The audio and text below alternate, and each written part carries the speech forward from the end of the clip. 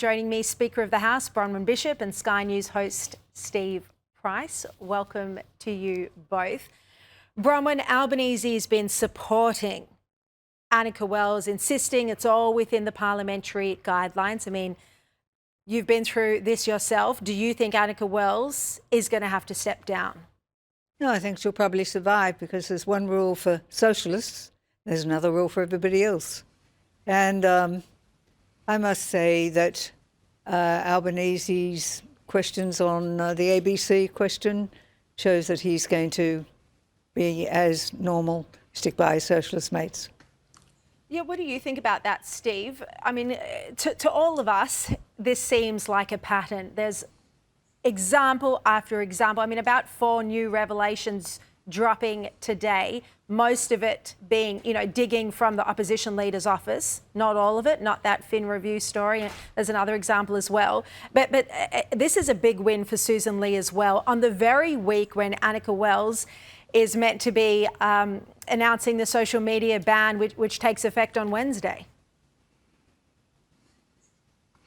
Yeah, not only that, in 8 weeks' time, she's supposed to be in Milano, in Italy, at the Winter Olympic Games. Well, you'd think that there is no chance that she could now go to Milan in Italy and go to another Michelin star restaurant like she did in Paris and sign the cheque with yours and my credit card. I mean, this gets worse by the minute. I mean, these reports tonight, Bronwyn knows this, there's always one of these things that stands out that people go, righto, I've just had a bloody enough of this. This is worse than I thought.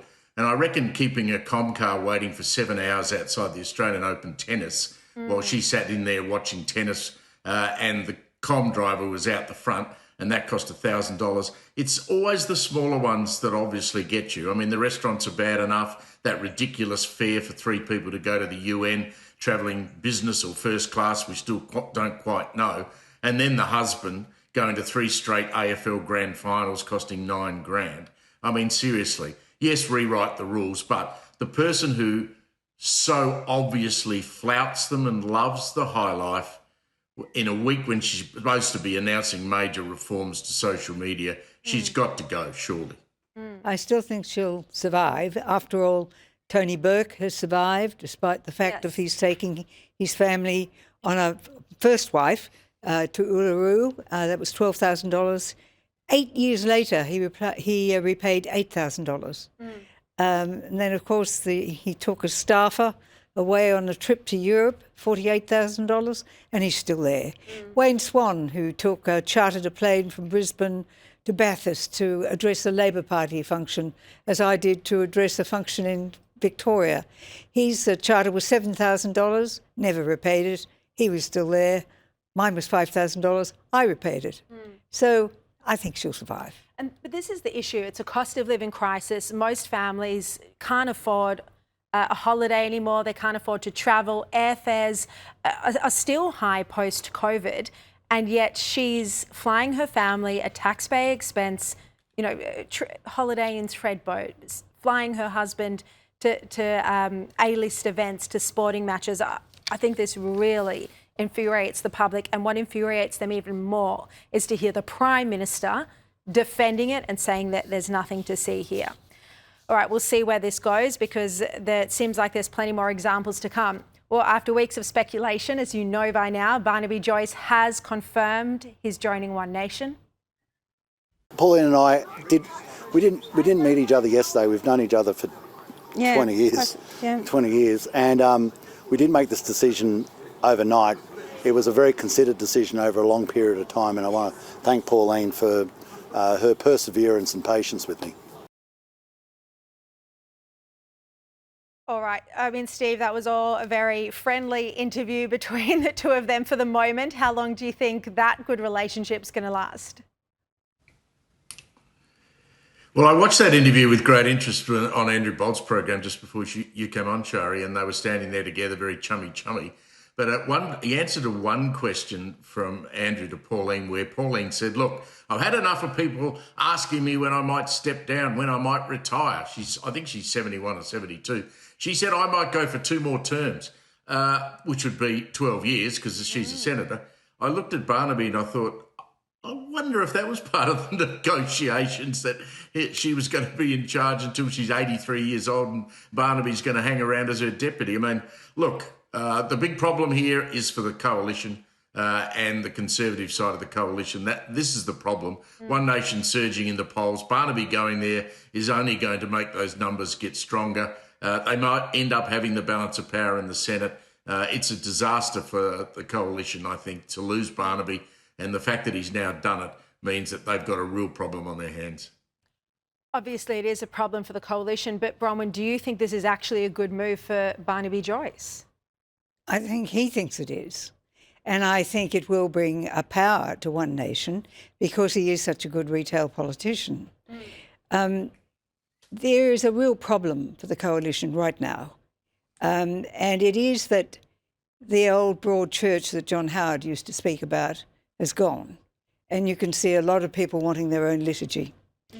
And I am really concerned when you get people like Senator Bragg coming out and speaking like he wants to branch out in a new party of his own. Or I just he feel... He should probably be a teal at this point. Well, he's a bit like a teal in pants, isn't he? So I just think that Susan Lee has been...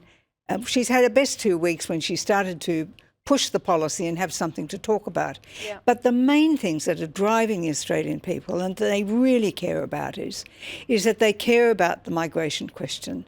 They care about the way that it is impeding housing for young people. They care about the way that schools are too full, that the teachers that are being trained are not quite up to the job because they had to be brought on so quickly, that there's no room in hospitals, and people are having to lie on the floor. These are issues which the Labor Party is exacerbating, and they're not realising that people are angry. This is a question, if Susan Lee can get this one right, it can make a difference. But the other glaring question, and Steve, I know you're concerned about it too, and that is the fact that this country is facing a very uncertain future in its defence capability. And I say this as a former Minister in Defence, that unless we see that there is a need for us to up our spending because we are going to have to fight for our very survival, I think people understand that.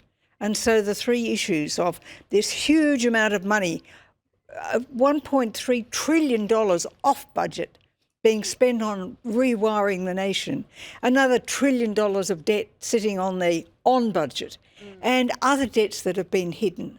This government is taking us down the road to ruin, and people are starting to wake up about it. There are so many enormous, significant vulnerabilities with this government, but the issue is, and it should be so easy for an opposition right now, but the issue is they're not unified, and the reality is that there's just not a strong leader that's cutting through to the public. The trouble for the government is going to come from the size of its backbench, 94. You can almost hear people salivating about Anika Wells' demise so they might get into the job. I'm not surprised you're getting leaks from the Labor Party. Yeah, exactly. Steve, I mean, you mentioned before that One Nation is surging and at the same time, the coalition is at a record low of 26%. I mean, some of this is just a natural protest vote and it'll come back. But ultimately, the coalition at the moment isn't in a position to hold the government to account despite all of the areas that Bronwyn just spoke about. Yeah, and one of the big tests is going to come in November next year when there is a state election in Victoria. Now, the Labor government in Victoria has a massive majority, just like Anthony Albanese does. But Bronwyn quite rightly points out that people are getting angrier and angrier and angrier. I mean, you talk about cost of living. Jim Chalmers had to stand up there today and say that the electricity bill relief that we've had 3 times over 3 quarters is going to go. So that means immediately people's power bills go up. I mean, imagine poor old Jim Chalmers having to be wheeled out there today to do that. But when you look at cost of living, you look at immigration, and Melbourne is just groaning at the seams. There's so many people in Melbourne now that the infrastructure can't cope. And when you add on top of that a crime crisis, I think that Victorian state election in November next year is going to be a huge barometer in what's going to happen at the following federal election. And if this Labor government that's been re-elected 3 times down here can get thrown out and not win a 4th term, and there's a chance that might happen. Jess Wilson started pretty well. Then you're really going to see Anthony Albanese and his crowd in Canberra start to panic. Yeah. All right, because they're certainly not panicking now. Steve Price, Bronwyn Bishop, great to see you. Thank you so much.